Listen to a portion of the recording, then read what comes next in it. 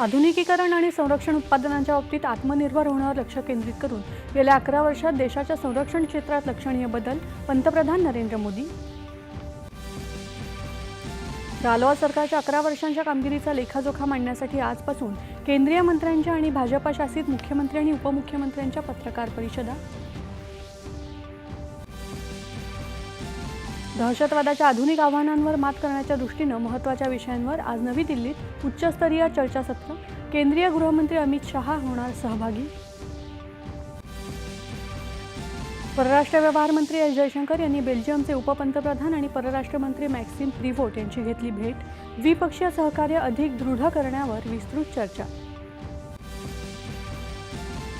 भारत आणि युरोपियन मुक्त व्यापार संघटना यांच्यातला ऐतिहासिक मुक्त व्यापार करार सप्टेंबरपर्यंत अंमलात येईल. वाणिज्य मंत्री पियुष गोयल यांची स्वित्झर्लंडमध्ये घोषणा. केंद्रीय वित्तमंत्री निर्मला सीतारमण आज मुंबई दौऱ्यावर. वित्तमंत्र्यांच्या अध्यक्षतेखाली वित्तीय स्थैर्य आणि विकास परिषदेची 29वी बैठक सुरू. सेझमध्ये उच्च तंत्रज्ञान केंद्रित उत्पादनाला चालना देण्याच्या उद्देशानं धोरणात शिथिलता आणण्याची केंद्र सरकारची घोषणा. सेमीकंडक्टर मूल्य साखळीतील स्थान बळकट करण्याचा उद्देश.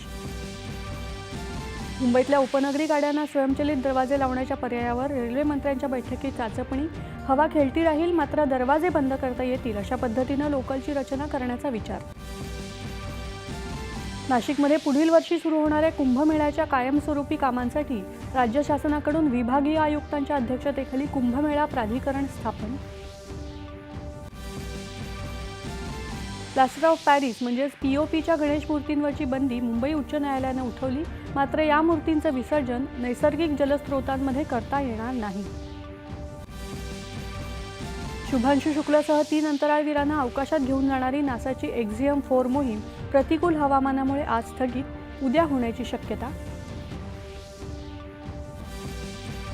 आणि दक्षिण कोरियातल्या शँगवॉन इथे झालेल्या दिव्यांगांच्या जागतिक नेमबाजी विश्वचषक स्पर्धेत भारताची 6 सुवर्णपदकांसह 17 पदकांची कमाई.